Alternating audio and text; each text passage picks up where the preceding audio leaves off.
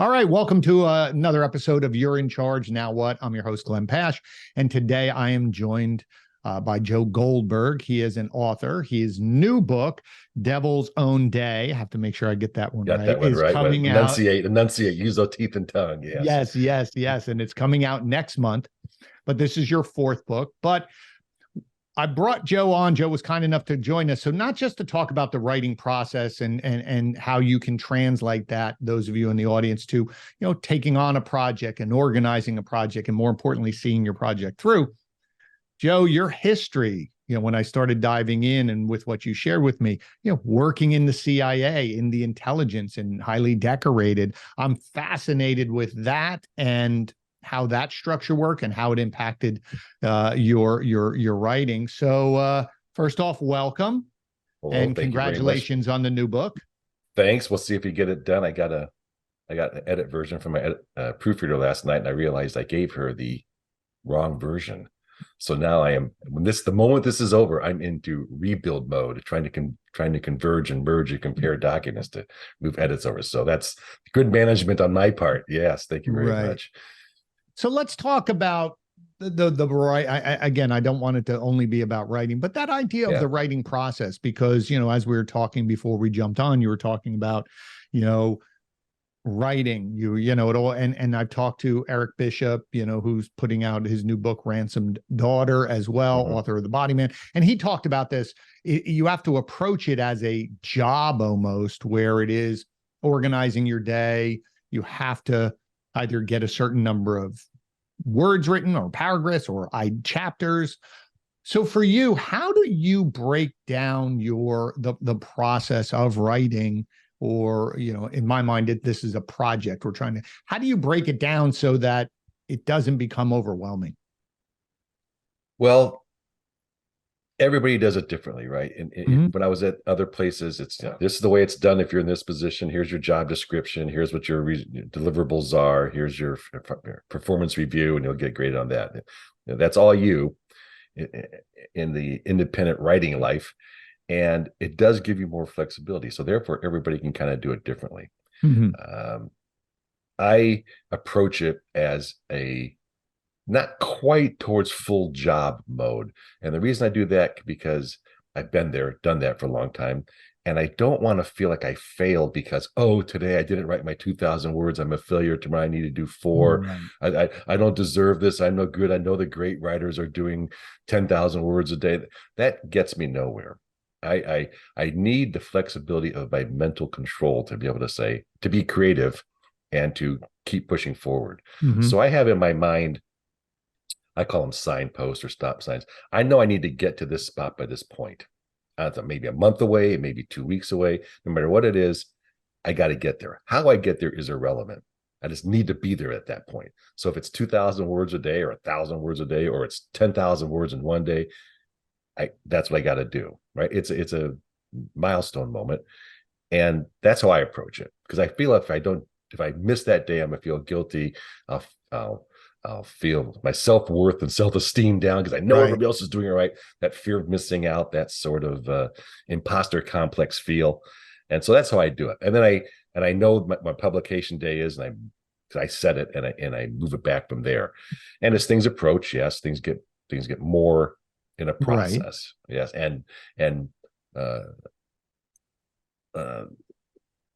delay is not an option, right? Because you have to get it done. Right. You can't be late on pub day. Right? No, Seth Godin in his book, one of the books I read of his early on, he always said it's a ship it day. This is the day we have to ship. And because we as creators can overthink, or it has to be perfect, or we can constantly tweak it versus just get it out, let it go, because the fact of letting it go allows you to move on to the next. But there's two things you said, and I thought it's really important for the audience. I always like to pick things out because as I hear them, I think they hear them.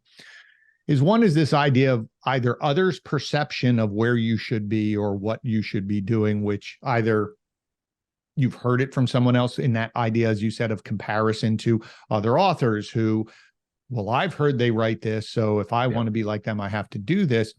So that's number one, which I thought is important, of how to battle those. But I really liked this idea of the destination someone said it in a previous episode, sort of like running a marathon. You can't run all 26 miles, but if you say to yourself, if I trained on 3Ks or 5Ks, or if I just say, listen, 1 mile, that's all I have to do. And then I do another mile. And by the end of the time, you run out of miles because you're finished. I like that because it seems like you've given yourself permission to have some flexibility with still seeing the end goal in mind without micromanaging every day. Was that something that, as you said, it's evolved over the course of writing your multiple books? Is it just age? Is it your experience from working in the CIA and all of these other very, I would assume very organized institutions? Yeah, well, it's all those things. If you go back to the agency, I think one of the better characteristics of agency personnel back in my day, though those many years ago, was you had to have a good mixture of introvert and extrovert. A number of, I can work by myself efficiently, effectively, because I have to. Everything depends upon it. Or if the next moment I need to work in a group, I need to follow certain rule, I need to do all these things, I got to do them. I mean, it gives you the agency gave you a lot of initiative collection, initiative activities, but you're part of a team and a group and a lot of a bigger whole. And sometimes you actually are parts of teams. And you can say, oh, we do that in all businesses, but this was, you're either out there alone and it's your job, get it done. And I think I really learned that the agency is get it done. We don't care, get it done. All right. Or come and help these other people do their thing, and you need to be a team player. So the get it done part, I guess I never really thought about. Thanks for whacking my brain. Is comes from that, and the idea of the working together. I think that's manifested in the reading, talking to other authors, talking to anybody, saying how do you do this? There's that small tribe of writers, authors who you, like you said, Eric, people who you rely upon, who you talk to, and even if they're the biggies, the ones who are super famous, so they're all very, very nice people who are there and they support you. They write you a blurb, they give you time. And so that's that kind of group feel, saying you're not just out there by yourself, you're part of a team too. But in the end, when it comes down to getting your project done, it's your project, it's your failure, right? It's your success, and nothing's guaranteed, right? So if you can work as hard as you want and do all the processes you want, and you put it out there and it doesn't do what you want it to do, whatever expectations you had, then you really got to go through that lowest self-esteem moment, say, okay, this is what I should be doing. Well, and what I really I've come to know, just because I've met a lot of you or connected with you on Twitter or X, however it's called now. Yeah, Twitter. I teach social media Twitter. I told my class Twitter. Yeah, I know. Is this idea of that camaraderie? I've met a few of the authors on, chatting online, and a few of them have, we've talked about coming onto the show, onto the podcast, but they've been very generous. And some people who you look at and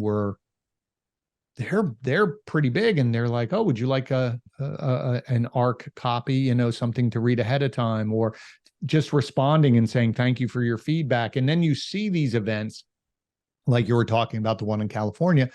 It seems like there is this camaraderie of those that have accelerated or have been, they're selling more, or they're on the New York Times bestseller. They're not forgetting where they came from, or they're working just as hard to promote their books as if they were trying to raise their hand for the very first time. Is that something that you've also seen, that they're working maybe harder? Exposure. Exactly. And they have more deadlines. I mean, they got to pump the books out. They got editors. They got all that stuff. And so if you're the big, the Jack Carr, the Mark Graney's, I see you got, Don Bentley. I just keep going down the road. They have deadlines and they got to get them done, and they're pumping the books out. And so they got to market. Every author, I don't care who you are, Don Winslow, the crowd, they're all out there marketing their books. But if Don Winslow walked down the street, or Jack Carr or whoever, you wouldn't know who they are, right? Okay, they're not Taylor Swift and Travis Kelce, for God's sake. That was half my class yesterday in social media talk about that. They're guys, they're women, they're people. I.S. Berry, great writer, great book coming up. And Oh, is that The Spy and the that's Peacock? the Peacock, right? I have that upstairs. Yeah, I just started that. It's a it's very, worth your very time. well written. Yes, yeah, she's great. Actually, she's reading my arc right now, which I should. I'll send you a final version, but it's it's not in final shape yet. You know, she's actually reading one right now, giving me a blurb. I asked her at the conference in San Diego, hey, would you blurb my book? Chris Howdy, would you blurb my book? And he goes, sure. I mean, I'll do it too. We're fans. All right. Right. We're the people who will walk up there and we want our picture taken with them. Yes. Hey, look at me. I'm standing next to the great author. That makes me great also. But they're nice people. And I had always had a motto, and I developed it back in the agency that was called anything I can do to help, let me know. And you know, not everybody says that, not everybody can deliver. You say it and you don't mean it sometimes, or you can't help. But that's the motto. So when people ask me, what can I do to help? And they're the same way. They've been there. What can I do to help? Yeah, Right. they're not gonna write the book for you. No, but they can advise you, as you said, I hit a wall. How did you get through it? Or where should I go? I mean, there was someone, I can't remember who it was. They weren't on the show, but I had met them and they were writing, and they were saying how the community helps when they say, well, who should I talk to? Or, hey, there's these two people that are reaching out to me. Do you know anything about them? And Yep. it is that reaching backwards to help because someone reached back to help you. And I think that I really see it in this community of writers where everyone, no matter what level, they don't really forget. Their heads aren't getting that big because at the end of the day, like you said, they got to sit back down tomorrow and write. And write. They have to do it again and do it again. And that in and of itself, I'm sure, is a challenge when you have, I'm on my 8th, 9th book of a series, and how do I still keep it fresh and how do I move it forward versus the first 2 or 3, I remember Sylvester Stallone had always said that he wrote Rocky as a trilogy. So those first 3, but then afterwards, well, now what do we do? And how do we keep it as good? I think that's a challenge. So let's touch on your past in the agency. How did one start? Like, how did you end up there? And what was it like? Because from the outside, you think, oh my God, it's so all this intrigue and all of the rest of this secrecy. But yet I'm wondering, was your day-to-day just like anything else? You're doing a job. It's just different, more, maybe not, I don't know, more important topics. Well, it's all, yes, it's all those things. How'd I get in? I was at Iowa, go Hawks, they're everywhere, Iowa. And they came on campus to interview. I had a political science degree. I added a communications degree halfway through because I had this sort of bifurcated need for politics, which I've always had, and then creative need. And so I said, well, I want to be Steven Spielberg. So I went and got my degree, got my master's degree. And I was always planning to actually be a lawyer. I got accepted to law school. I'm just like, I'm tired of school. I've gone for 5 straight years. Agency came on campus in Iowa back in the 80s, the Stone Age, and that's basically the Middle Ages to most people. And I interviewed, and it just seemed like a place to go to kind of fill that need of both those things, politics and creativity. And it took a while and all that. There's a story behind that, but I got in. Took a while to fly out and interview, and I ended up in basically the director of intelligence, the library. And I actually had a television. I had a master's degree in communications, an emphasis in television and film. And I went to sort of the TV branch, and my job was to watch television, usually news, almost always news, because that's what I care about. Right. Because if someone's, you got to think back to the 80s when there's hostages and Gaddafi and narco terrorists and the beginning of state-sponsored terror, maybe the breakdown of state-sponsored terror, they would appear on Nightline. They'd appear on Face the Nation and Meet the Press, or they'd do a 60 Minutes segment, or the BBC would do a panorama or something. And here would be the persons you want to talk to. So you would watch it, you would index it, you tell the people at the desk, the Syria desk or whatever, hey, here's this person. Are you interested? We actually had a president at the time who was very visual, it was Ronald Reagan, and he liked to see things. Right. And when coups happened, when Marcos went down in the Philippines or Duvalier or whatever, they didn't take out the library. They took out the TV and radio stations. Right? Absolutely. Yeah. And I was TV radio. So, and Killy Loro, all right, the ship was taken over. So that was all on video, and people were, and you got to understand that, this is, CNN was just kind of on the air. All right.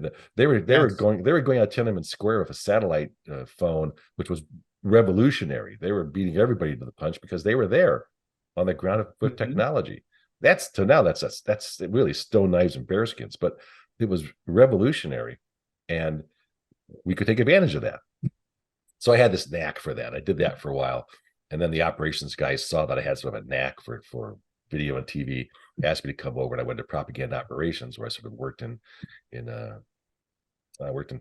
video, digital, visual, mostly, propaganda ops, the covert action. Was that stuff. Creating video, or looking at others to decode propaganda? No, it was me versus it was us versus the Soviets. It was I used to train. The first line of my first book is, which is almost autobiographical, is my job is to cause the Soviets pain. I was like, what can we do to mess them up? Because they're doing the same thing. I mean, there was no internet, there was no instantaneous, anonymous social media platforms. It was, we need to get it somewhere so it can get out, and it's got the right message, and we'll have no idea how many people look at it and how effective it really is unless something happens. And they're doing it to us and we're doing it to them. And so we're just slugging it out. And then Ronald Reagan said one day, hey, Mr. Gorbachev, tear down this wall. And you get a little bit motivated. Your life changes for a while because you're all over the wall all the time. And you have reasons to go after apartheid, whatever it might be. You had missions and goals. And then I supported the stations with those types of activities when they needed something, television or whatever, location. So it was I was by myself. And I also ran the team of people who created stuff, or the facility that created stuff. It was fun for a while. And you say, well, who are the types of people? I'll get back to that. I used to call us drone bees. We buzz into the building, or you buzz into the station, and you just do your job, and you don't know who they are, and they don't want to know. They don't want you to know who they are, and they keep the place running. And they've raised their hand and pledged allegiance to the Constitution of the United States.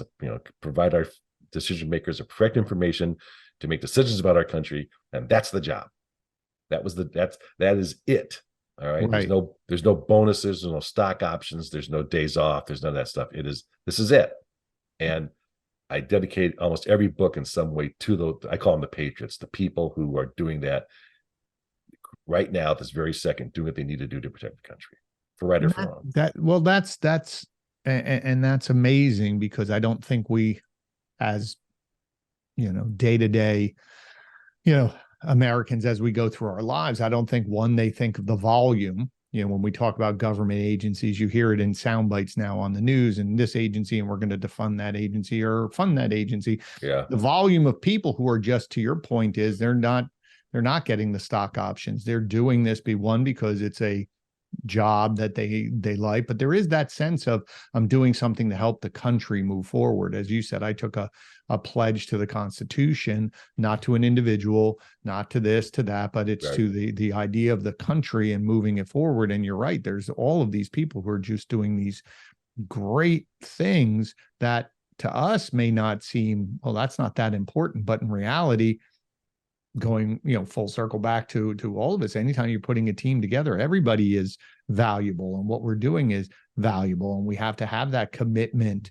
of, we're doing this, whatever moves you, it's cause. In this way, they're selfless. They're looking at it saying, we're going to help our country be strong in the world.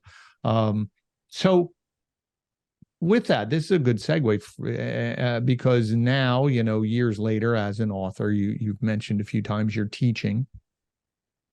And now going back to, I'm, in the same age range, I would think, because I remember when CNN first came on, and, you only had one channel or a few channels of news, and it was only on at, maybe you had local news at 4:00 or 5:00, and at 6:00 you had your local news, and at 6:30 there was Walter Cronkite. There was Dan Ladd.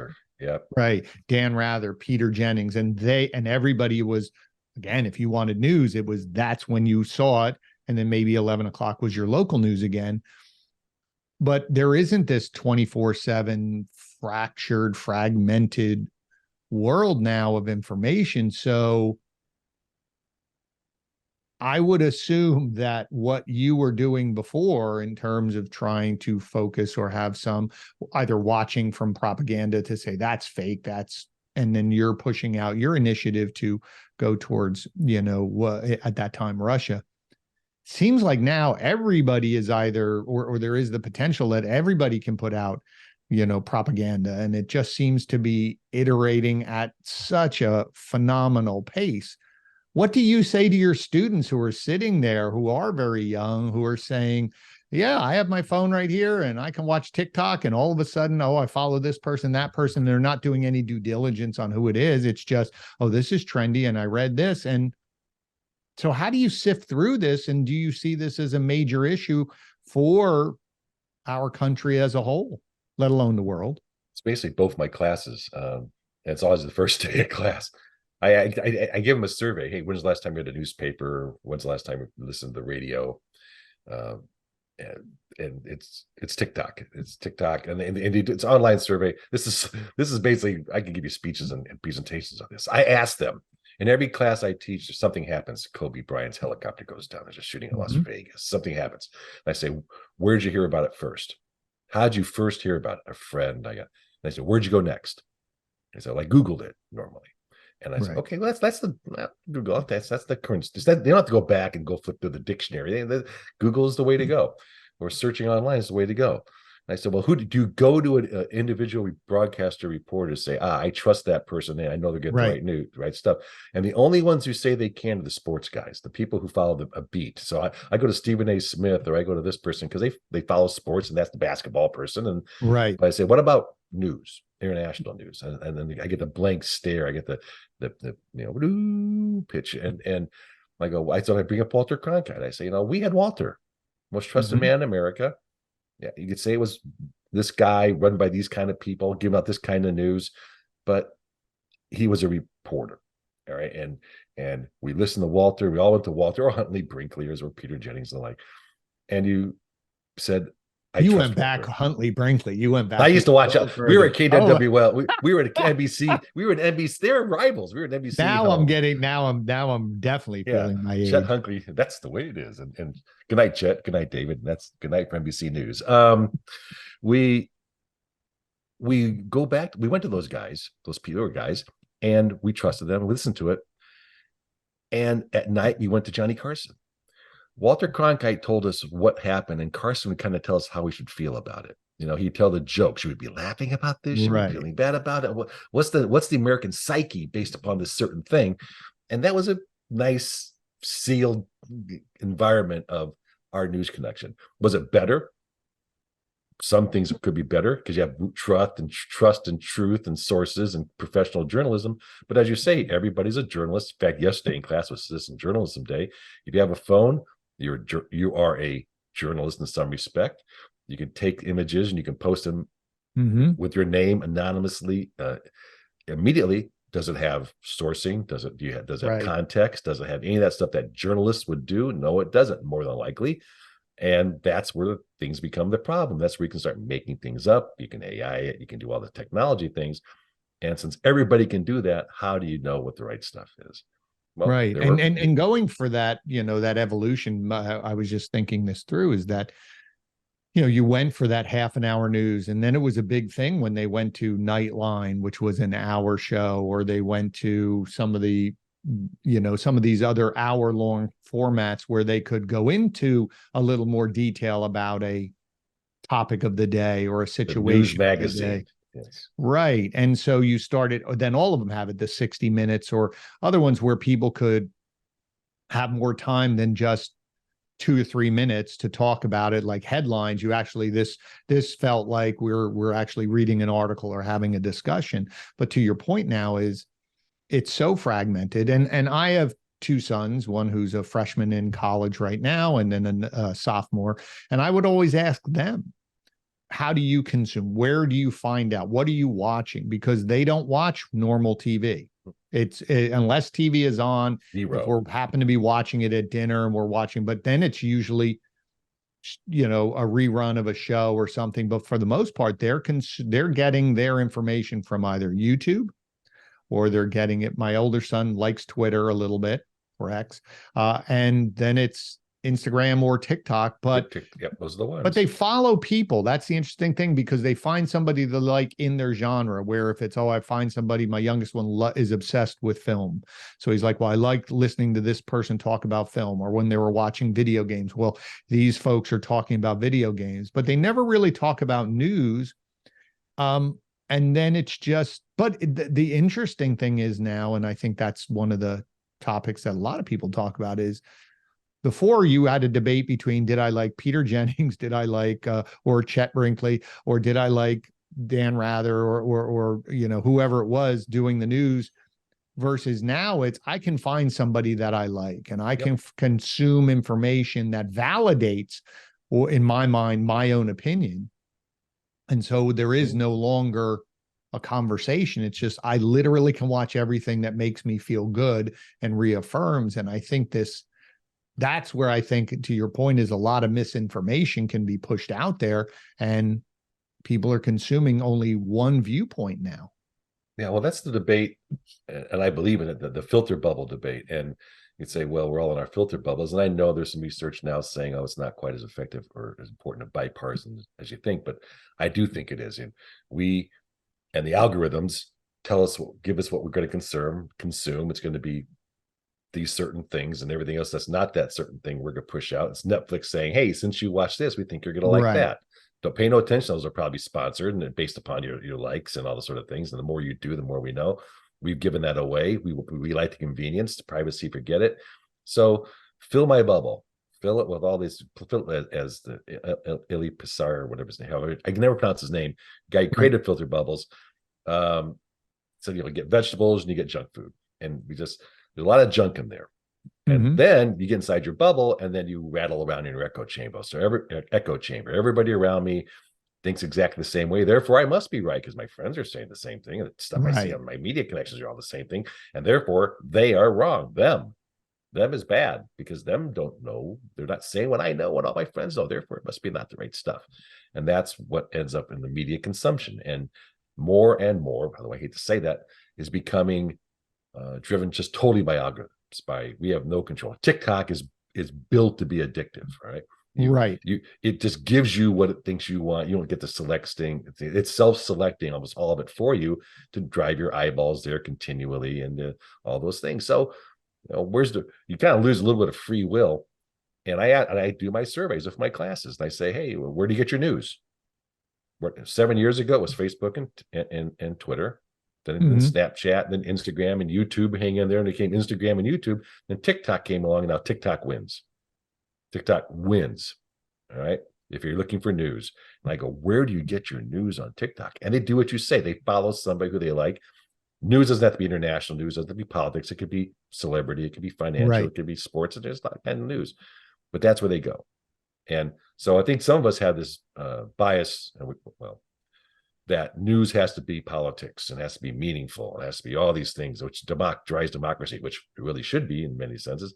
But they're looking for Pinterest, right? They're looking for stuff, whatever it fills their bubble full of things that they're interested in. And I don't think we can force them to say, hey, you need to be paying attention to this, because it's just not even on the radar.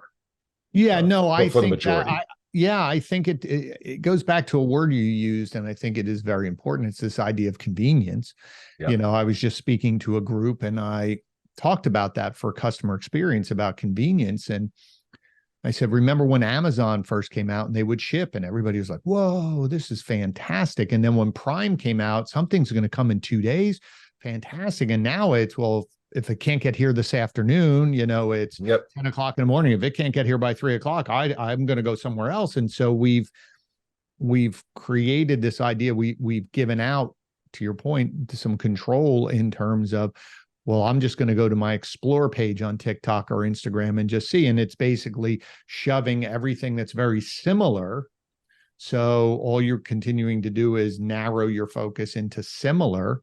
And it's very easy to mute something that you don't want to hear or don't want to see, versus, well, here's an article, or going back to TV back in the day, that meant you had to get up out of your chair to shut it or change the channel. Whereas like, well, you would maybe argue with the TV or you'd yell at the TV and say, well, this guy doesn't know what he's talking about. Nowadays, I can block you. I can mute you. I can just quickly change, scroll with a thumb. I can get rid of your opinion or anything I don't want. And I can go settle back into, to use, which I love that image, that media bubble. You're bubbling. Everything you just said is bubbling. Yeah. So how do you help so looking forward? I mean, from your past in the agency, even for some of your books, how they're using this in some of the books that you're writing, some of the other authors we've talked about, is all of this idea of misinformation. How do we use information? How do we gather information to be? What are you telling on one hand, I am so impressed with the youth today, because some people love to bash and they don't know, they're this, they're that, and the other thing. I was like, stop. In every generation, there's people who are motivated and there's unmotivated people. So let's stop with that. That's exactly right. But how do you and they're so creative and they're so fast and they're leveraging this, but what are you sharing with them in terms of how to protect themselves? Like you're saying, is that if all of this is coming, how do we help them to become critical thinkers in a day of 15-second quick videos, thumb, move? How do you help them slow down to be able to critically think things through, to be able to create a team, to complete a project, if that makes sense? You make me take notes now so I don't forget things. Couple of things. First of all, I have rules. Joe's rule number one is everything is bias. All right. Bias doesn't be bad. Bias doesn't be good. It just is. All right. Don't say, you're biased to that. Yeah. I'm biased. I created the syllabus. I created the order. I created the stuff here. It's my bias. All right. and so just understand that it's not just, left, right bias. It just is. It's the software is biased. It's created by humans. And even if they have the computers creating the software, it's somewhere along the line, some human being did something and they have a bias towards something. So everything is biased, good, bad, neutral. In the end, I try to teach skills in every class. I teach misinformation, observation skills, how to know what to do, how to not be, what do you do not to be tracked? Clean out your cookies, turn off your location services. Those are the easy things that can help you with your privacy and make your life a little bit simpler. Use DuckDuckGo and not Google. But in the end, I will allow you to be skeptical. I want you to be skeptical. I want you to say, does that thing, is that real? Is that true? I need to learn more. Are you right about that? Let me check it out. Because you have at your fingertips the ability to check it out. And not everything, because you can't be skeptical about everything and you can't check out everything, but some things rise to the level of that. Let's do it. I'm going to have a conversation on this. Let me know what I'm talking about. But I will not allow you to be cynical, because cynical gets me nowhere, gets society nowhere, gets information flow nowhere, adds no valuable. It's not even junk food. It's garbage. You can't communicate. You can't learn. You can't experience by just saying, they're that, therefore they're all wrong, and or it came from that source, well, I don't believe it. Really? You don't, just because that was said through there, the information inside therefore must be biased and correct, and therefore you're not even going to look at it because you're so cynical that you're just going to say no. That's what I fight against for all my classes. And they are smart and they are tech savvy and they have every access and every app that's out there in the world, they're interested in it. Someone's interested in it. And so the mean is getting wider, right? To understand exactly what's going on. Yeah. And what's fascinating about, again, spending time, a lot of my team at the agency is younger.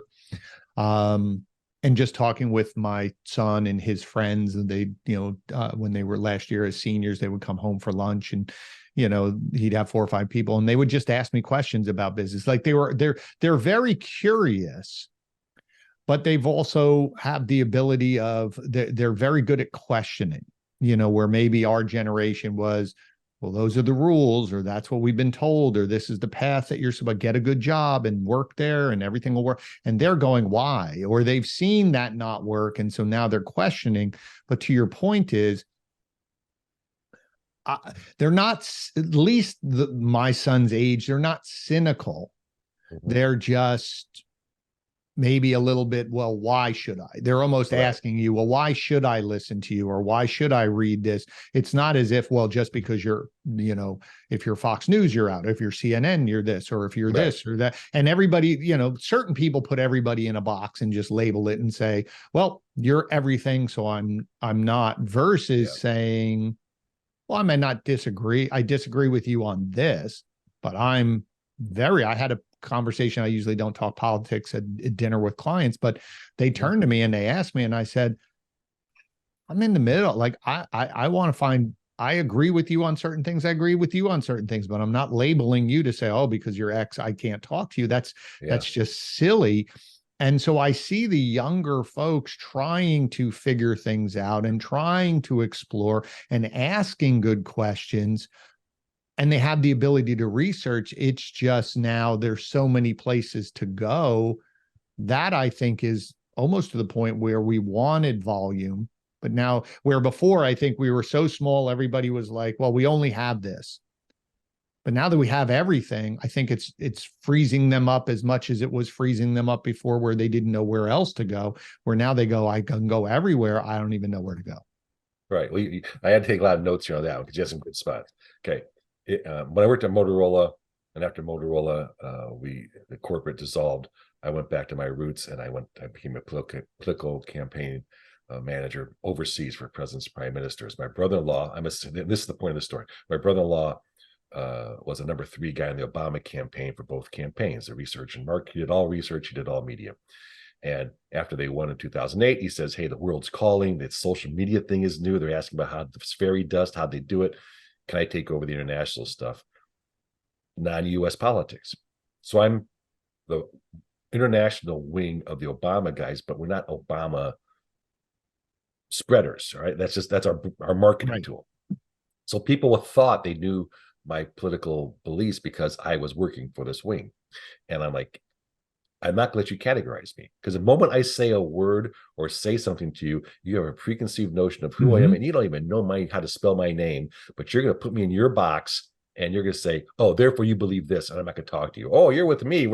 It goes both ways. Oh, you're one of my kind. That categorization, just by saying certain words and the preconceived notions in our brain, which we all do. We all have it. This person's like that. It's, stereotypes and the like. I wasn't going to allow them to do that to me. All right. You want to have a conversation on this? Let's have a conversation on the topic. I will not allow you to say, oh, because you're this, therefore you believe that. Right. And that ticked people off. And back to your sons, I have a phrase. I used it from my agency days, certainly my Motorola days. And then on is the only way that one of the ways you're going to survive the information overload and to understand and communicate is to be insatiably curious about things. Say, when someone says something to you, some things are like, yeah, okay, fine.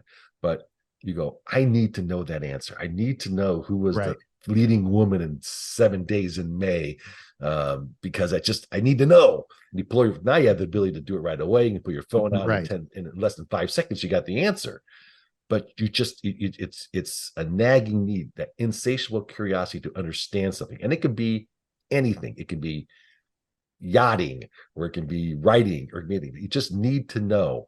And that really is a force engine to break out of many things, because sometimes you need to know things that are uncomfortable or challenge your beliefs.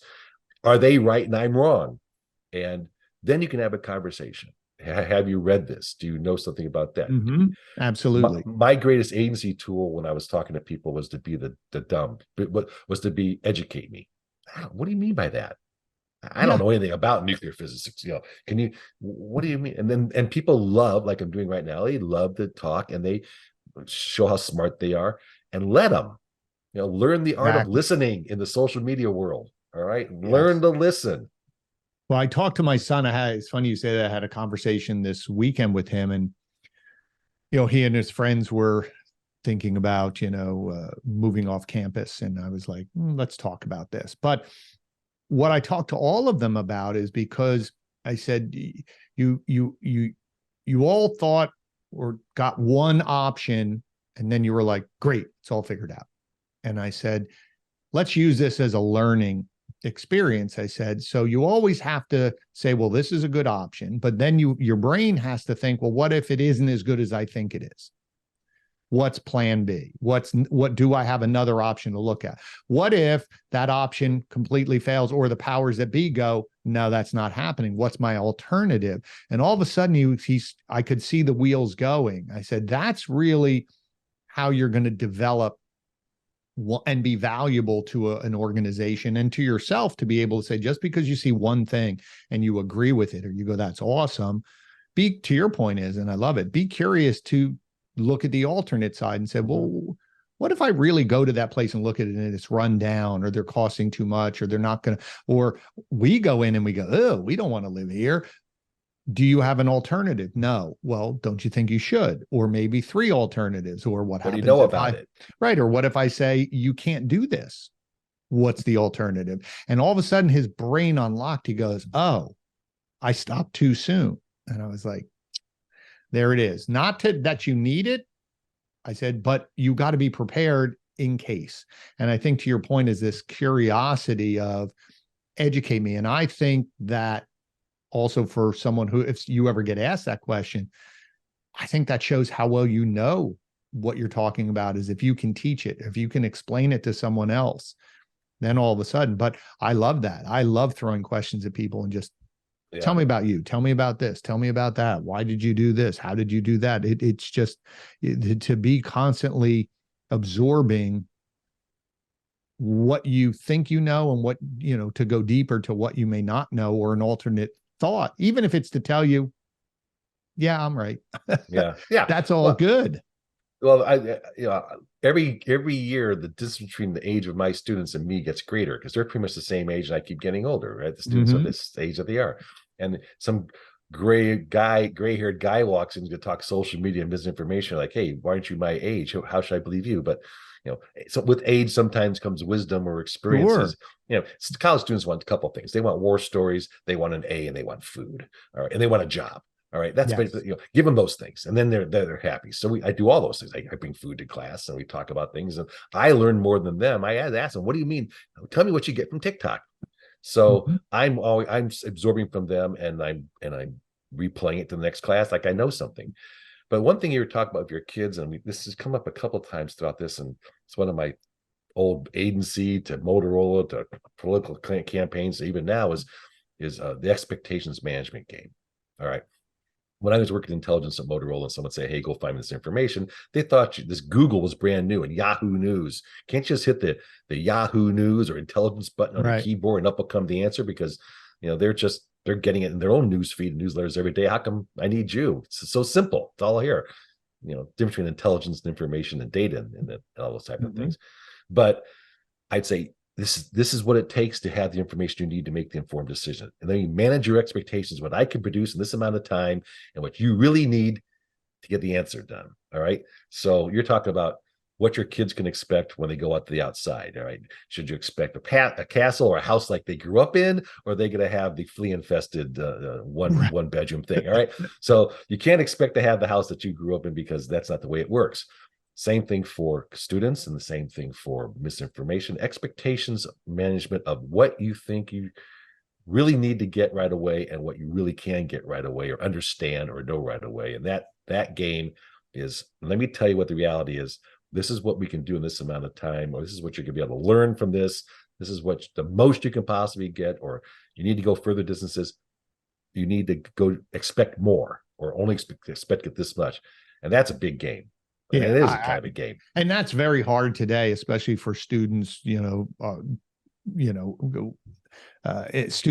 my kids' age, is this what they're seeing? Another misinformation is also just this influencer culture and side hustle, and how much money, and you could make X number from, just for only 1 hour of work. And then they see people with these on planes and cars and this, and well, they're 22 years old and they're millionaires, and why am I not? And you're going, all right, let's take this with a grain of salt. Yes, there may be one of them, like my kids like Logan Paul and Jake Paul, but he's worked his butt off, and you can say, look at what he's done. But for every one of him, there's thousands of people who are just leaning against some rented Lamborghini going, look at me. And because they just want you to buy their course and make them rich, but they're not helping you get rich. So to your point, it's really looking one step beyond, or having a critical eye, or have a questioning eye, not a cynical eye.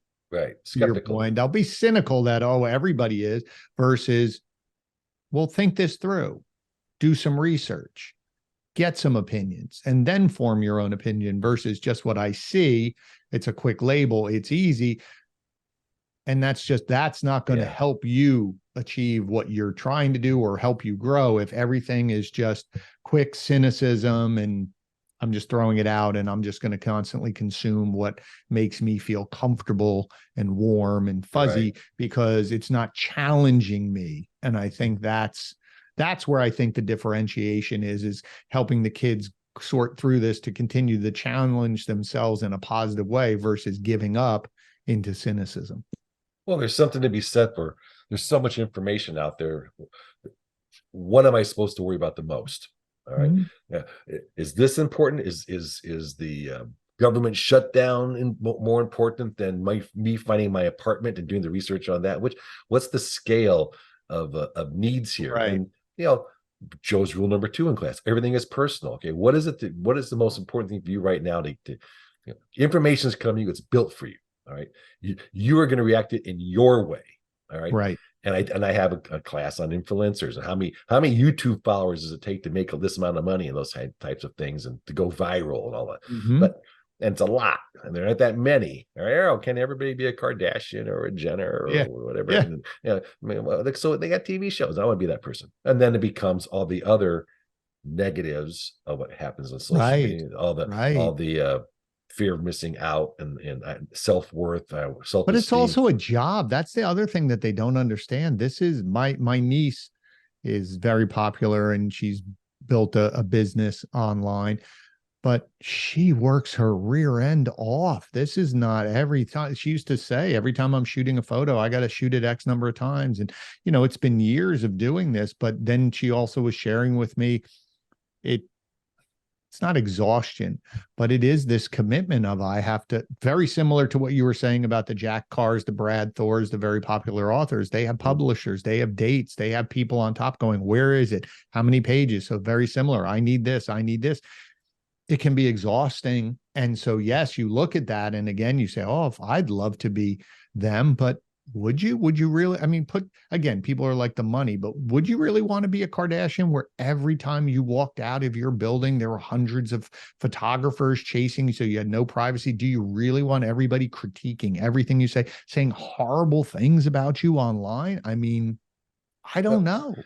I don't know. For me, I don't know if that always bothered me, like the Elvises and the Michael Jacksons and all those, they couldn't leave their house. I mean, is that really what you want? Well, they were stressed to death. I mean, and to do that is incredibly stressful. And it's once again, the self-worth and what inspires you, what inspired them to start is probably been run over 1,000 times to where they are now.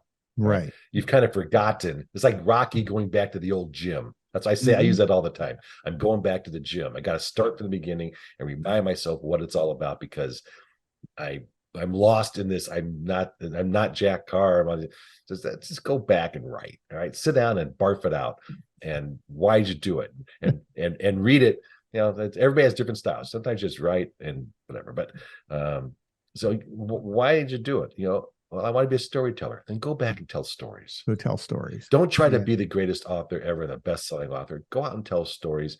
And not always, in fact, mostly rarely, if you want to be a bestseller and writing stories, those aren't necessarily the same thing. Right. If your self-worth is determined by the fact, I got a story to tell, and everybody has a story to tell. If you want to sit down and you can self-publish it immediately, doesn't make it good, doesn't make it something people want to read. But if you have that thing, you can do it. And that becomes, I've got to meet expectations to write the next bestseller if you make it big. And I'm on the third book in my series. I was stressing out on the third book because I didn't know exactly how I wanted to do it. And I was really struggling because I didn't have it all planned out. Right. I knew I had 3 books. I knew I was kind of thing this, but I wrote it where the last book was, I got to make a new thing here. And I've been stressing since day one to write this thing because I had expectations of a small, loyal following of readers. Right. I didn't want to let down. And I feel like they're looking over my shoulder. I want them looking over my shoulder, saying to me, in my brain, "Oh, Joe, that stinks. Oh, that's not what these characters would do. You're not making." But that's also added stress, and stress is the pillar, or it could be the fuel of getting something done. But it has to get done to your criteria. It's all number. It's personal, right? If I won't know, and sales are not the barometer. All right, it's the word, it's the nudge, it's whatever it might be. Right. But that's what I battle, and I battled that throughout my entire work career. That's what's caused me success and failure. I can't fail, so I got to work 100% so I'm not seen as an imposter. People think I'm not as smart as I really am. I'm not as good as a writer as people really am. I'm gonna work my tail off to get there. That's a motivating factor. Yeah, but I think that's a great way to sort of wrap up here, because that to me is what it is. It's that fuel to continue to be the best version of yourself. And sometimes that's hard for us to do. Good way to put it. So this was fantastic. So at the end of every episode, I just ask a couple questions, random questions. So you, what do you like to read to inspire you, or, just, I mean, you're a writer, but at the same moment in time, you're a consumer. What else? What are some of the books that you like to read, or authors you like to read? Well, in the sense of full disclosure, I've gone to audiobooks because I need to hear how people write. I could burn through all these great intelligence writers, espionage writers, and hear Le Carre and the like. So I've actually forgotten how to read. Reading is now becoming somewhat of a struggle because it's been so long since I've actually just sat down and read a book from cover to cover, not on screen, actually held something in my hand. I like my favorite books are like Count of Monte Cristo. I like books that were revolutionary in their time, that had great characters, that have action and adventure. Treasure Island is just one of the best books of all time. I mean, not only did he just write this book out of the blue, he created. I like books that have impact. He created an entire world of pirates. All right, the parrot, the yo ho ho, the rum, the patch up. That's made up from one book. All right, and it became lore. So I like Sherlock Holmes. I like classic crime because Holmes is the greatest, in my mind, fictional character of all time. People think he's real and he's alive. Right. You can debate Agatha Christie and Hercule Poirot versus Holmes, but Holmes is a person. There's a whole world, culture built upon a fictional character who's lived for over 100 years. So those types of things really get me. The early espionage books, John le Carre, he couldn't get. I don't know if he actually could get published today. He's out of the genre. He's not a bang bang. He's a thinker. So I like books and it's funny you say that, because I went back and I read Tinker Tailor Soldier Spy. Number one. It took me a while to slow my brain down to enjoy it. And actually, you were going back to, oh God, now I'm going to draw a blank. Is it T.S. Barrett? The I.S. Berry? I.S. Berry. Her book's very similar in the fact that it's methodical versus jump in, explosions, let's go. And sometimes, again, I think that's interesting about Jean le Carre. Your brain just has to absorb it because it's not fast paced, but it's so rich and he pulls you right into it. But it's not this, all right, we're going in, which have their place. It's just that when you start reading too much of one thing, all of a sudden you almost could miss out on something really great because it needs you to slow down. Yes, it's character driven. It's about the people and the world, the environment that they're in. and how they interact with each other. It's a story of espionage and the people in it. And that's why I loved it so much.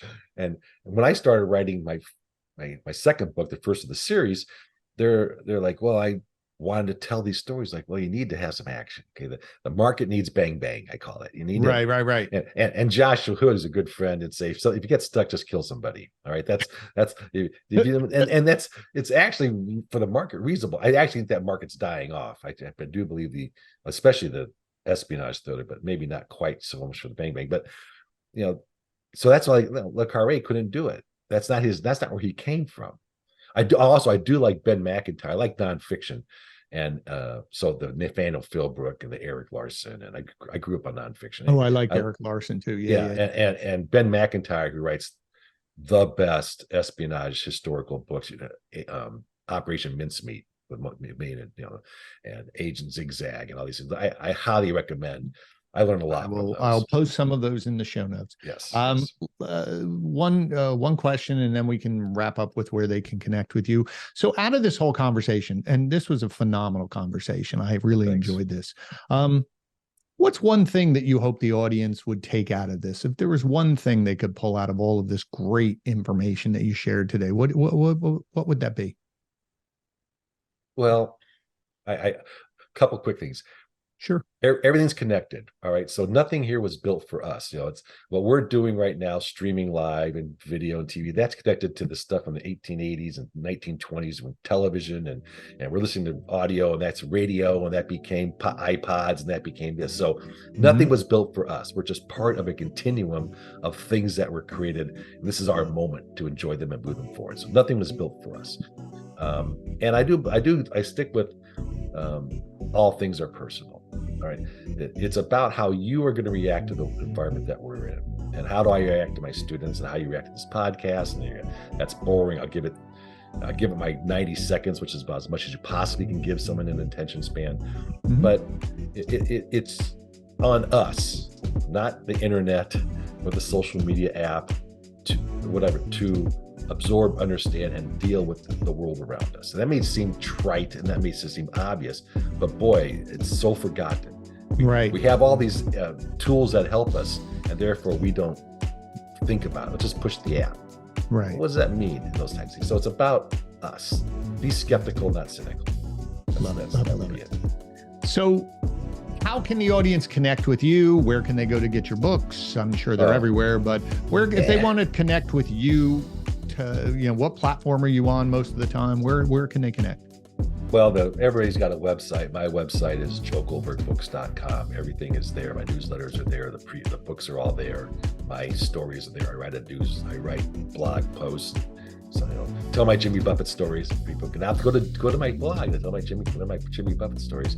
But it's all there. I'm on mostly almost all social media. I'm not on TikTok. I haven't given the Chinese my life on TikTok yet. But I had it and then I took it away. I don't have it. My kids do, but it's kind of hard to teach it when you're not on it. So I tell my class, I'm not a tiki-talker, but I'm not a tiki-talker. But we'll link all of this in the show notes. Thank you. This is great.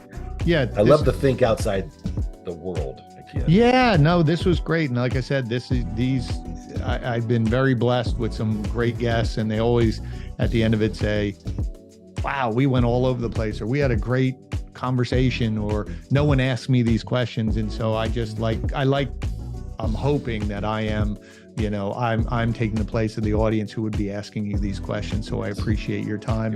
Thank you so much. As I said, audience, will be putting all of this into the show notes again. So you know the drill. Hang on for 2 or 3 more minutes as we read out, and look forward to seeing you guys on the next episode. Joel, thanks so much for your time. My pleasure. Thank you very much.